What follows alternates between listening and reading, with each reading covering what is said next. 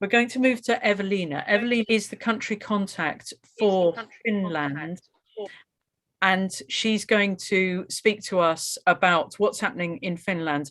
So I'll just introduce Evelina. Evelina, country contact, is near me.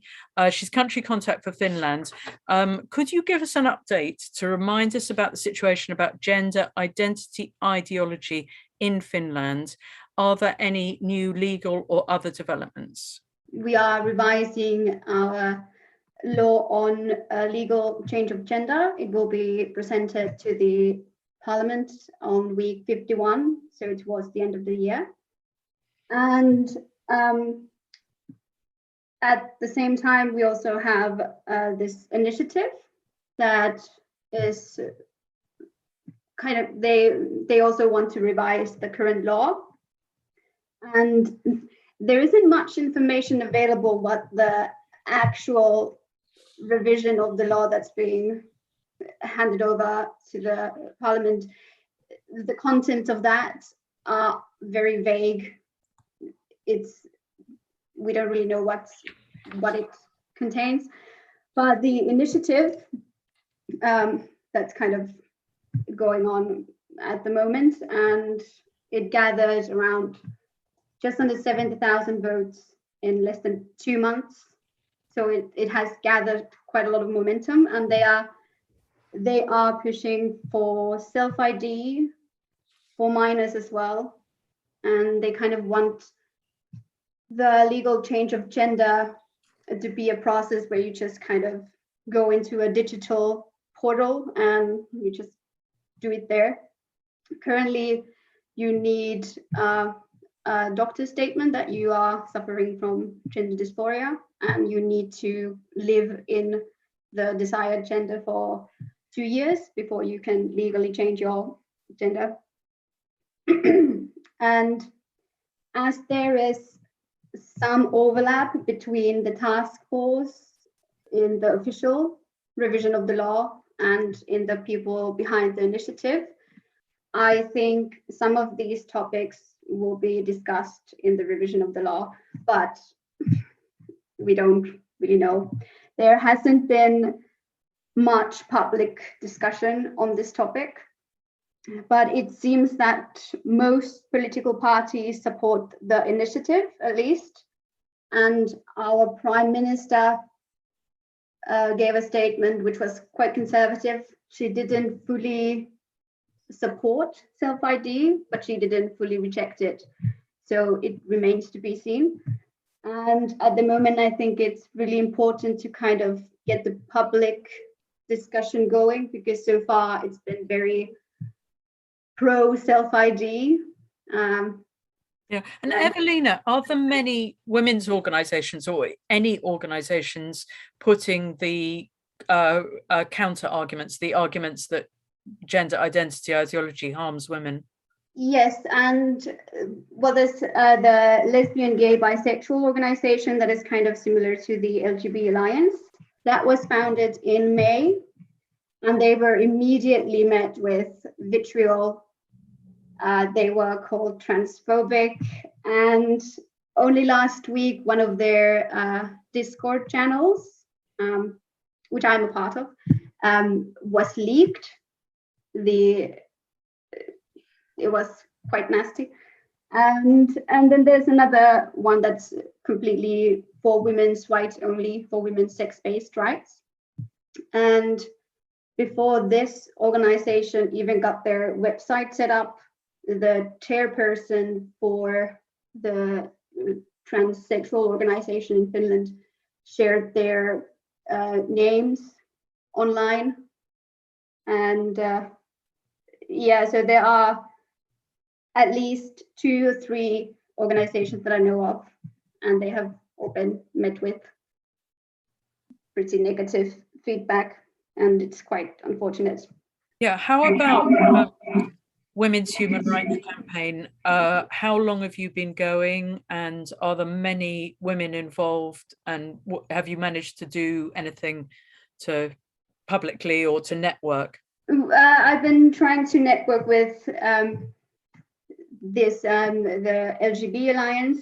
They actually sent me a kind of introduction that I would like to put on the WHRC Finland website, as well as I would like to get maybe a blog started, because I've met so many talented, intelligent women who have so much to say, and I think it would be a good outlet and a way to activate people.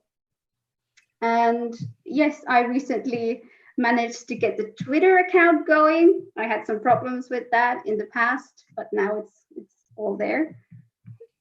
That's good. And yeah, so far I've been translating the content and yeah, trying to kind of interact with the other groups and kind of create connections to them. Why did you get involved in this issue? Partly, what made you think about or know that transgenderism is a threat to women's rights? And also, how did you find WHRC? I'm actually not sure how I found WHRC, probably on Twitter, I think. But the reason why I joined was that during the spring, with the initiative and everything happening kind of around the world, it kind of made me feel like I can't just not do anything. So I felt like I wanted to join an organization to kind of do my part and spread the information on women's sex-based rights, and to kind of, because I think a lot of the current discussion is, I think it's like, it's well-meaning and people want everyone to be happy, but they don't really see what consequences and implications gender ideology has. So I think I want to kind of educate people on that and make people see that self-ID, for example, it has implications that are negative to women's rights. What about public opinion? Do you think that most Finnish people agree with gender self-ID and transgenderism, or are they skeptical? We celebrated Pride Month last month, and there were two quite big, well, one was a marketing campaign and one was just a faux pas. And the marketing campaign was one of the biggest breweries in Finland. So they launched this limited edition kind of can design where they use the English pronouns, her, she, and so forth, to kind of support like gender ideological movement.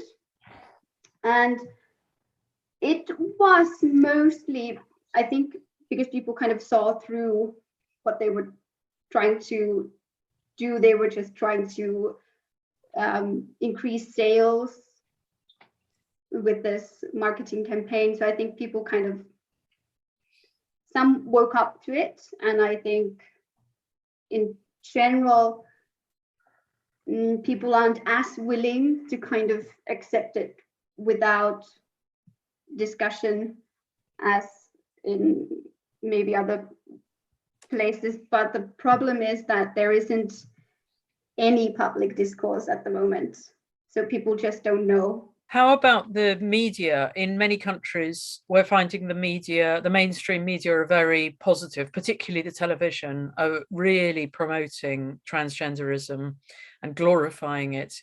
What's happening in Finland? To some extent, yes. This is mainly about like corporations pushing this agenda. But I think it is something that at least the media supports, and any kind of objections to this, I know of several individuals who have sent letters to newspapers and to the government about the problems of self-ID that they have just gone ignored. Very recently, though,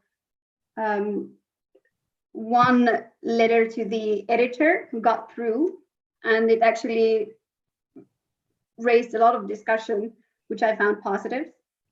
And it was, the person received a response from the Organization for Sexual Minorities, and it didn't really pay any attention to the concerns of the writer.